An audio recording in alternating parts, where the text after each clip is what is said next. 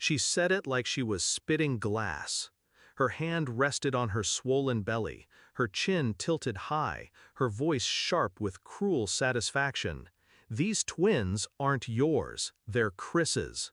I'm going back to him where I belong. For a second, the air left my chest. But I didn't shout, I didn't beg. I only looked at her, at the woman I had loved for 6 years, and said calmly, "I wish you luck." Her lips curled into a sneer. She thought she'd crushed me. She thought I would fall apart. Instead, I made a few calls. We met in college. She was laughter in crowded rooms, sunlight in winter. I was quiet, methodical, maybe even boring compared to her. She claimed she loved that about me, that I was steady, grounded. When we married, she swore forever. I believed her, foolishly. Looking back, I should have noticed the signs. The late nights at work that never matched her calendar, the sudden obsession with her phone, always face down, notifications silenced, the distance in her touch. Then one morning, I saw the name, Chris. Texts too intimate to be anything but betrayal. That's when I stopped being the blind husband. I didn't confront her right away, I studied her instead. Watched her lies unfold, measured her arrogance. She thought she was untouchable. That's what made my plan possible. When she announced the twins weren't mine, she thought it was checkmate. But she never understood the board I was playing on. First, I called my lawyer. I wanted everything documented, her confession, her pregnancy, the paternity question. He told me to stay calm, keep records, prepare. Second, I called a friend, one who happened to know Chris well.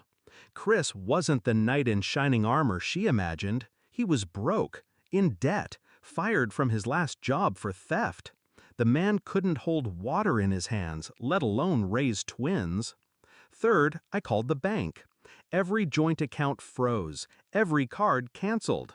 By nightfall, she learned the hard way that love doesn't pay for hotel suites and prenatal vitamins. 2 weeks passed. I stayed silent. She thought I would chase her, beg for explanations. I didn't. I let her new reality eat her alive.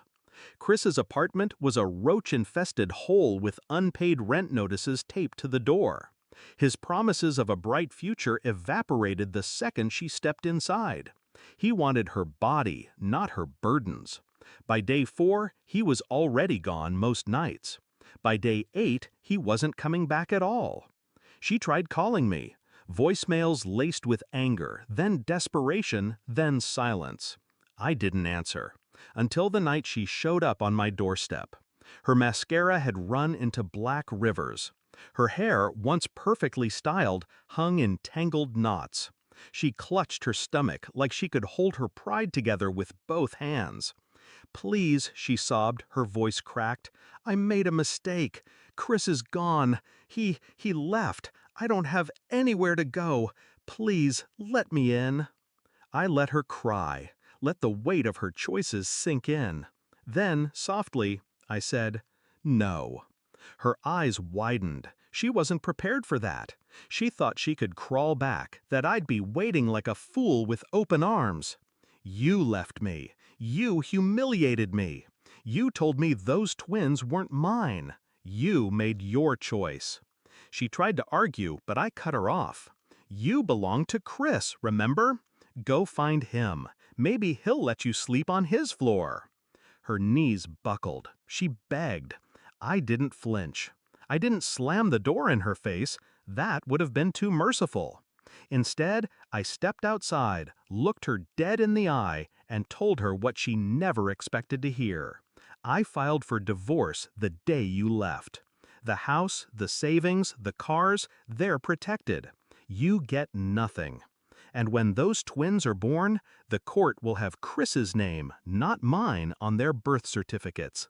That's the future you chose." Her sobs turned into choking gasps. She realized then she hadn't just lost me, she had lost stability, security, the life she mocked as dull but needed to survive. That was the moment her arrogance shattered. I walked back inside, leaving her on the porch. Through the window, I saw her sink to the ground, holding her belly, rocking back and forth in the cold night air. It hurt to watch, but not for the reason she thought. I wasn't mourning her. I was mourning the man I had been, the one who trusted blindly, who gave his love to someone unworthy. That man was gone. What remained was someone sharper, someone who didn't beg for respect, but demanded it. 2 weeks ago, she thought she had destroyed me.